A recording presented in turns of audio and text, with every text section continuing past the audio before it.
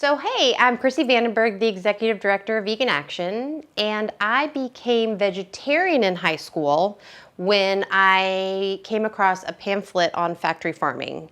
And it was the first time I was introduced to the way that animals were treated in order to become food on our plate. So that was my first initial response to making a personal change in my diet.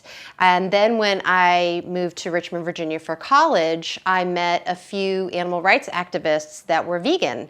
And I made the realization that to be a true voice for animals and a true animal lover, as I had always considered myself since I was a young child, that I needed to not eat animals and animal products. It was a combination of learning and reading information about what animals went through, and then meeting vegans and folks that were already in the animal rights movement, and that was just this perfect inspiration for me to make that decision and make it a really integral part of my life.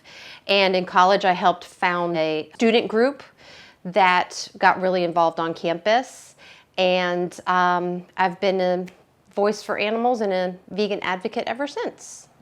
So I have been vegan since 1995, and it's been a really fun, interesting road.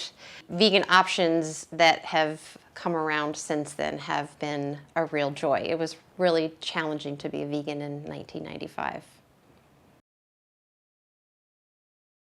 Physically feeling better, just kind of the day-to-day after eating meals, not feeling bloated, not feeling tired, and just kind of all around sluggish. So that changed tremendously when I removed animal products and especially dairy from my diet. So that was huge. And I would say also some mental clarity, which was a really wonderful surprise I wasn't expecting. But the biggest part that impacted me in the greatest way was just this knowing that I was making a difference and not contributing to animal suffering 3 times a day when I was choosing my meals. So that was the biggest kind of emotional and integral part of my decision making and sort of living my life day to day that was and has been the most meaningful. For me, I think the most important reason to be vegan is because it is an easy choice to make. It's something that I can do that makes a really big difference. Ever since I was a really young child, I've always considered myself an animal lover and a very compassionate, caring person. And so in order to be consistent to me as an individual, to be a loving, caring, and compassionate person, I cannot make outright decisions that contribute to animal suffering and death. So when I'm able to easily make a decision that involves not eating animals and animal products 3 times a day for my meals, then it is just really quick, easy, and simple. So for me, first and foremost, it's animal welfare reasons.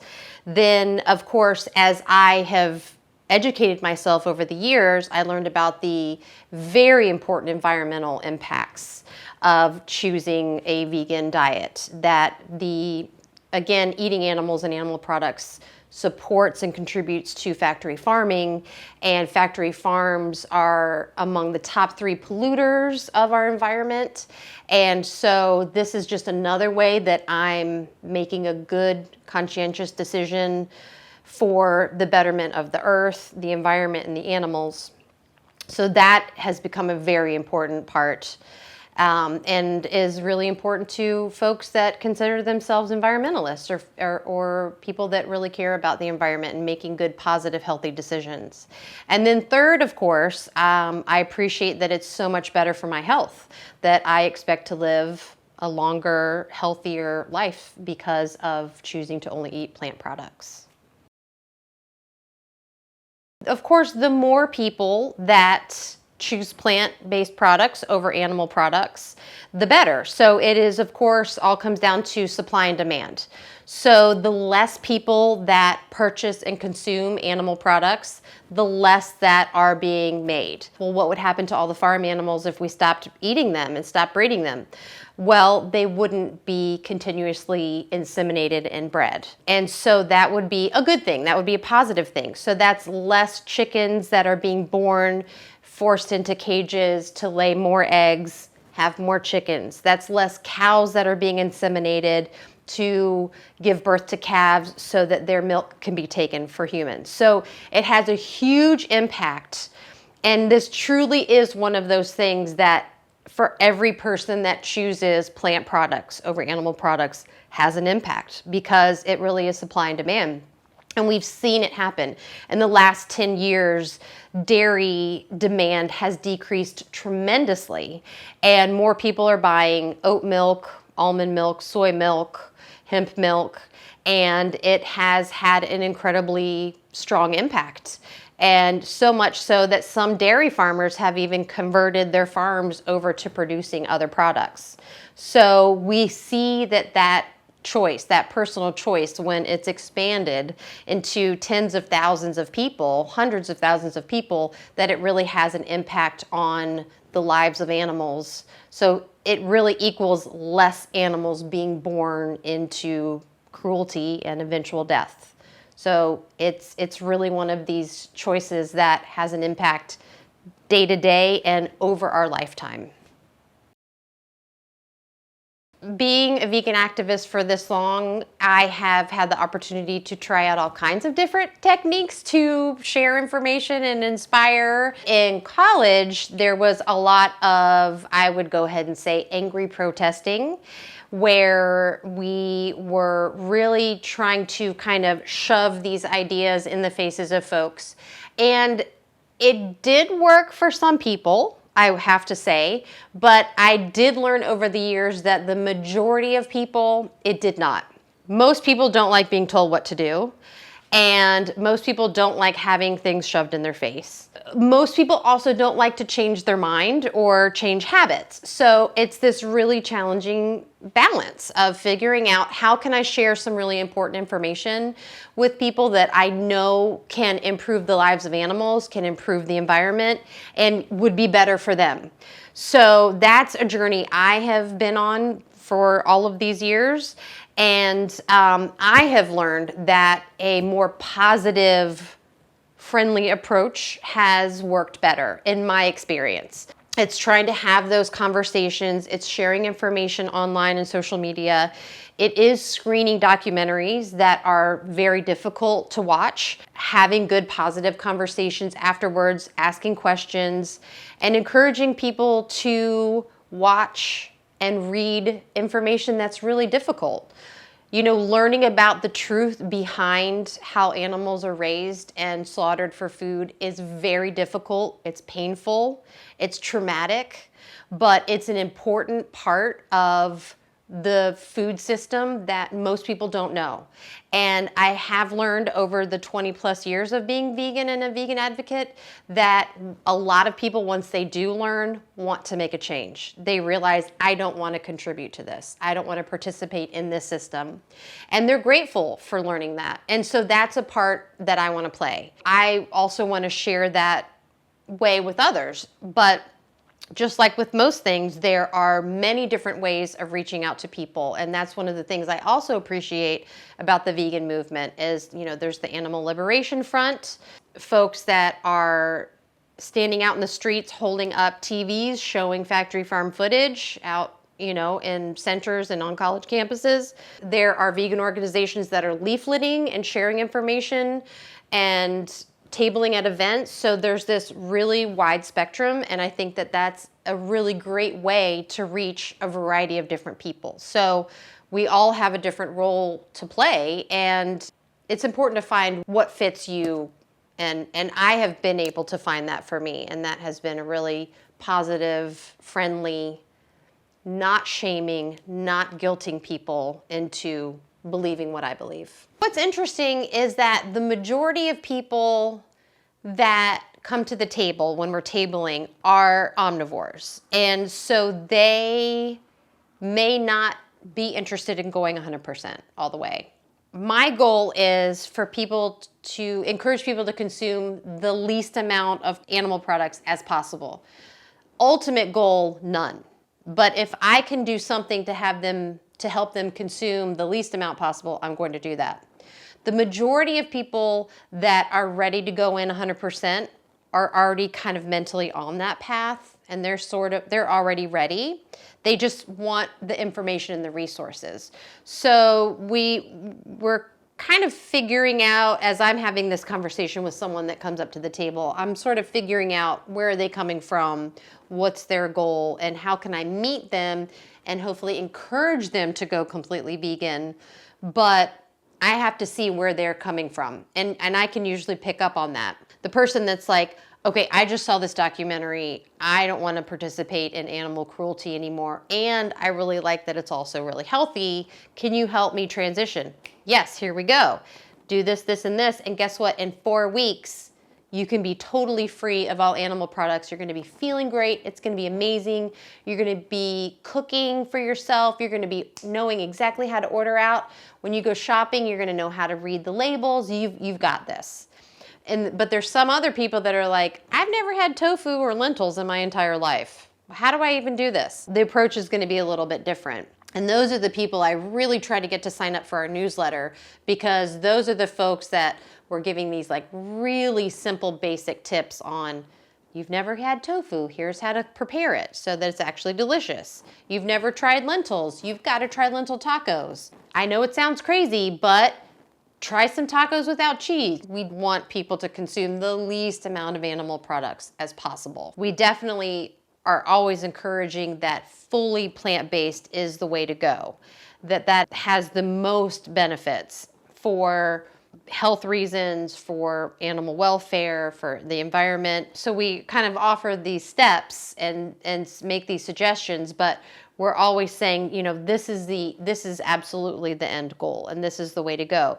And especially once you get there, it's really quick and easy. And when you're going to the restaurant and you order, please, I want to make sure there's no meat, dairy, eggs in this. Can you check? Can you confirm? So it just gets easier and easier when you start shopping, cooking for yourself, ordering for yourself when you're out, just making it really clear, cut, and easy. So challenges of being vegan, especially back in the 90s, the really negative stigma that was associated with veganism, that has fortunately really changed over the years. If you went to a restaurant, if you went to the doctor, if you told family members, if you met new people, then there was almost always a very negative view of veganism and what a vegan is. And so that was really difficult. So that is something that has positively changed over the years.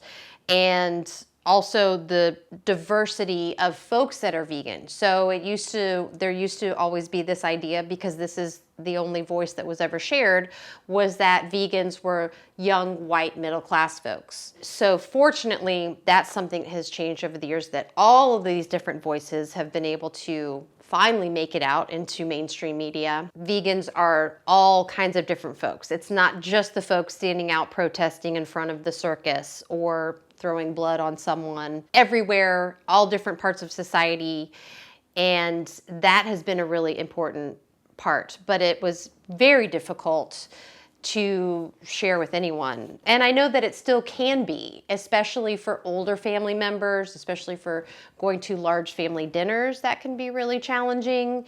And telling your great grandma that you can't eat something, you're choosing to not eat something that she made that's really special to the family. Navigating some of those really intricate familial parts is really challenging sometimes. I think just the most important part is just really reminding ourselves of why we've made this choice and why it's really, really important. The other thing that was really hard was finding really good things to eat in the 90s and early 2000s. And that was a big deterrent for a lot of folks choosing veganism, actually, because of accessibility. Even just buying veggie burgers or soy milk, we were having to go to the specialty stores and they were very expensive. So it was definitely cost prohibitive for a lot of folks to wanting to be able to make that transition. You know, living in the college dorms, if you're eating in college cafeterias, there were no options. Going out to restaurants, there were hardly any options. It might be a hummus plate or just a salad. So just seeing that change over the decades has been really incredible. And just the fact that there are so many vegan options in every grocery store, even in Walgreens, Walmart, Target, name the grocery store, you can find products that are competitively priced, that are accessible and available to everyone. Pretty much any restaurant you can go to and find a good, healthy vegan option. That has just really changed the game because accessibility was a really large barrier for folks and affordability was a really large barrier. And both of those things have changed tremendously, and that has made such a really big difference. When it was really hard to find those options and I'm in college and I can't afford to buy everything at the tiny health food store where everything was really expensive, then I definitely wasn't eating really healthy. I was eating a lot of junk food and not eating a lot of fresh, healthy fruits and vegetables or whole grains. So I definitely struggled with that for quite a few years. And fortunately, I was able to learn and realize that I don't have to buy all of these kind of pre-made products.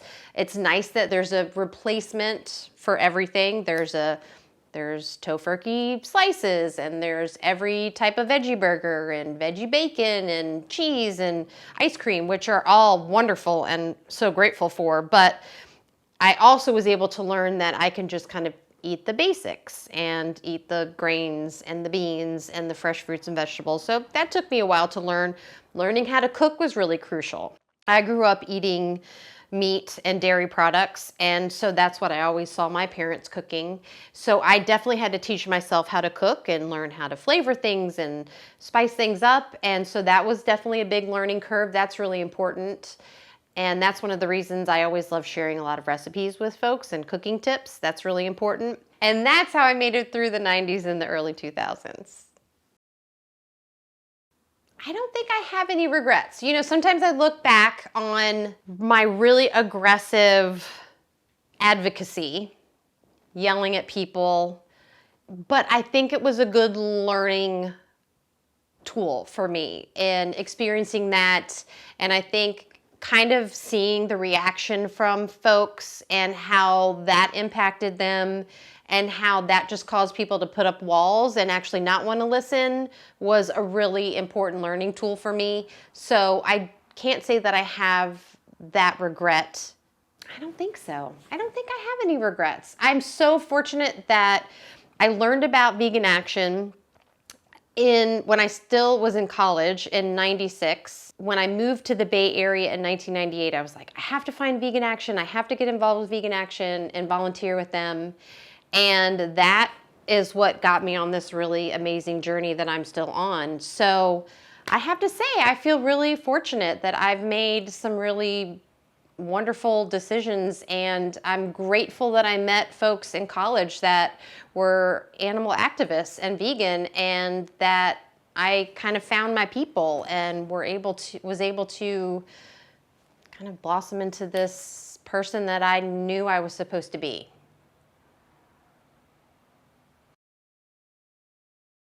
Day-to-day foods, definitely try to eat whole foods as much as possible. I love that there is a replacement food for everything out there, and of course I love all of the new vegan cheeses that have come out are amazing.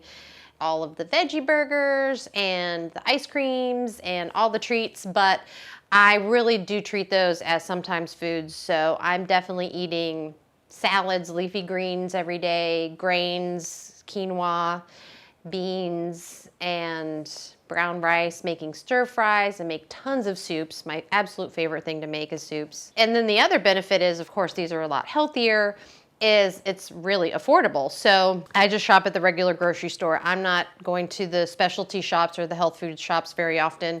Every now and then I'll go and get something, but I'm just shopping in the regular aisles of the grocery store and eating as much whole foods, plant-based foods as I can, and that definitely also feels better. I notice a difference than when I'm buying pre-made or pre-packaged foods. Those are not only more expensive, but they do tend to have a little bit more sodium and sometimes preservatives, and are just not quite as healthy. So fortunately, I have the time and availability to cook 3 meals a day, and I enjoy cooking, so that works really well for me, and I feel really fortunate for that.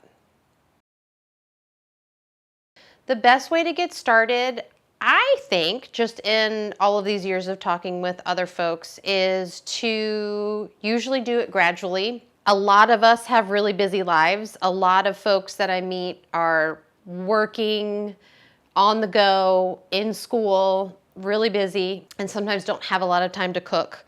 And so learning to cook and season and flavor things is really important. But the easiest way to get started with eating more plant-based foods is starting to do substitutes. So when I meet someone that is an omnivore, my first suggestion is take some of the dishes that you eat regularly that you put meat in and start substituting them with lentils, with a different type of bean, with tofu, learning how to make tofu so it actually really tastes good. Slowly doing substitutes, and then at the same time taking out things. So a lot of the standard American diet is really heavy with dairy products. So there's sour cream on everything, there's cheese on everything, there's ranch dressing on everything. Eliminate those things and realize that food has a lot of really good flavor without all of those dairy products piled on. So, I used to think having a burrito or a taco without cheese on it, why bother? But those things are really delicious. And once you get, the lettuce and the tomato and the guacamole and some really good spices, then tacos are delicious, burritos are delicious. And making a lasagna, if you want to put in some time to make something really delicious, you can make this amazing, quick and easy cashew cheese and have this delicious lasagna. It's kind of starting out slowly with doing some easy substitutes with things that are familiar. Lentils cooked right can be really amazing beef-like. So I make lentil tacos a lot.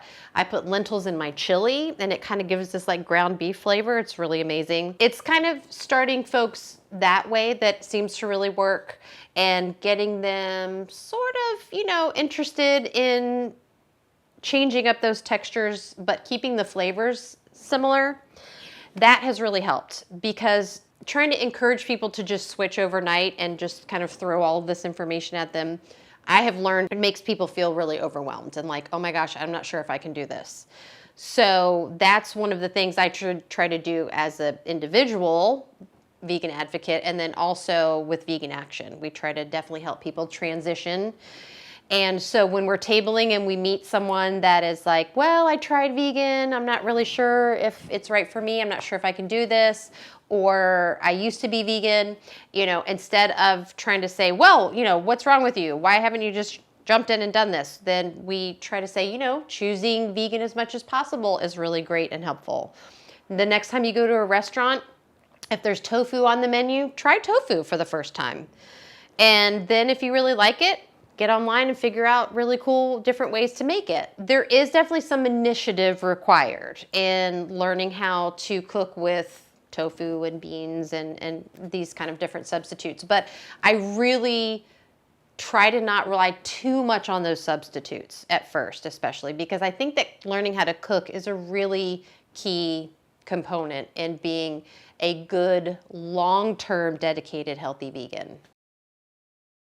Of course, I want to recommend the Vegan Action website, vegan.org. We have really great resources on transitioning, substituting, especially for baking, really great substitutes for eggs, dairy, making those transitions when you're cooking and baking are really crucial. We have some really great recipes on our website. We have a really awesome newsletter that we send out once a week. Those are all really helpful. There are so many great websites and blogs. So I have this amazing collection of cookbooks that I've collected over the decades that I refuse to get rid of, and I still use them, but I definitely use a lot of online blogs. Minimalist Baker is one of my favorites. Lauren Toyota has I could name so many, and we do have these listed on the Vegan Action website, but it is also really nice. Sometimes I'm like, okay, I've got chickpeas, coconut milk, and chard in my refrigerator. What's something delicious I can make? And I can go online and put in those things and find some amazing vegan recipes. So it's always really great to have these online resources.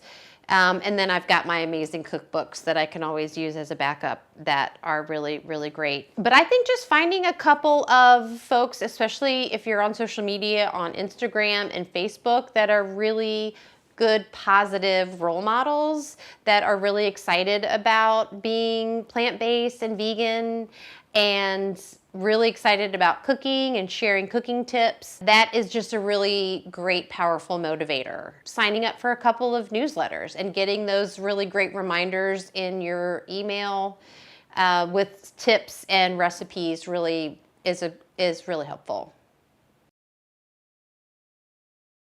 Fortunately, being in Richmond for this long and hosting tabling events for 20 years now, I get the opportunity to meet a lot of the same people. Many times, folks have come up to the Vegan Action table, especially at this annual event, the Richmond Vegetarian Festival, and have said, I talked to you last year or a previous year.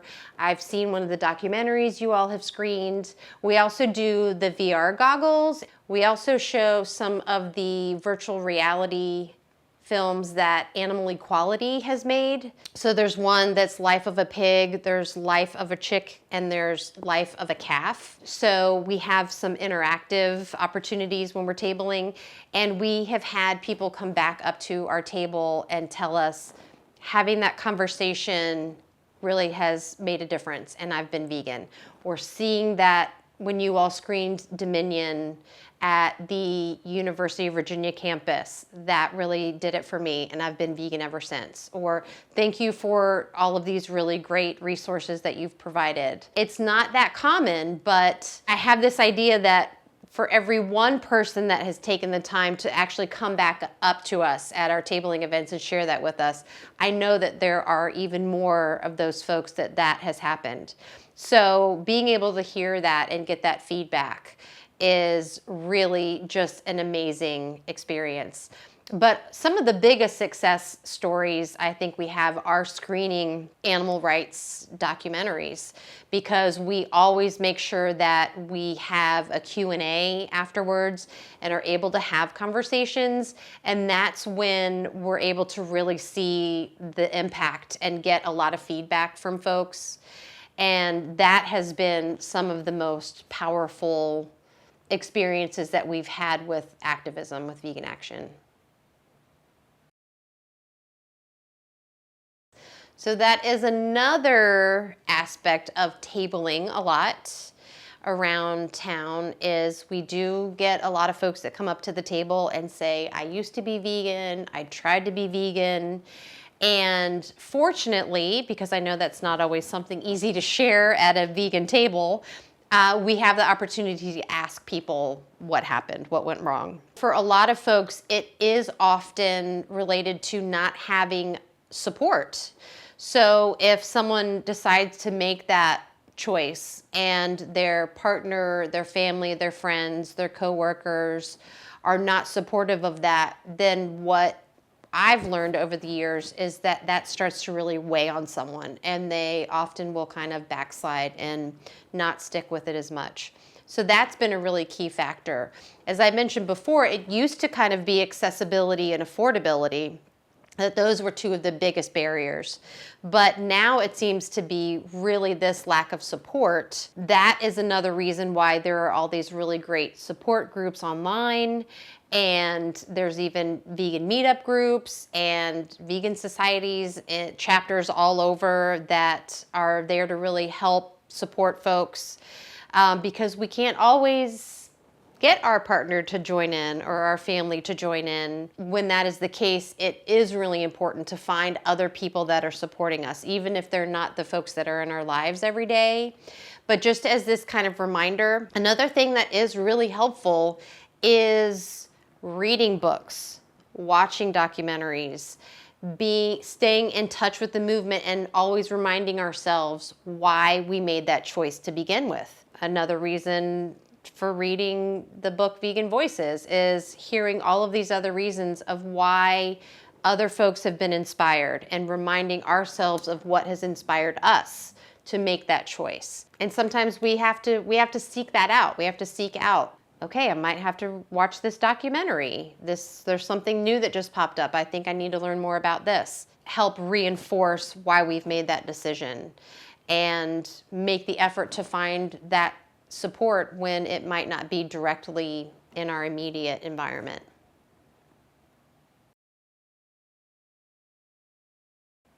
If I had to eat animals, would I? It's hard to imagine I would ever be in that position. I would really like to not have to. So, I mean, it's a fair question. I think if I was stranded somewhere and I needed to survive, I would try to find something as low on the food chain as possible if there weren't any plants around. So yes, I would. I would eat some worms or snails, I guess. Sounds awful, because I really like everything as friends, not as food.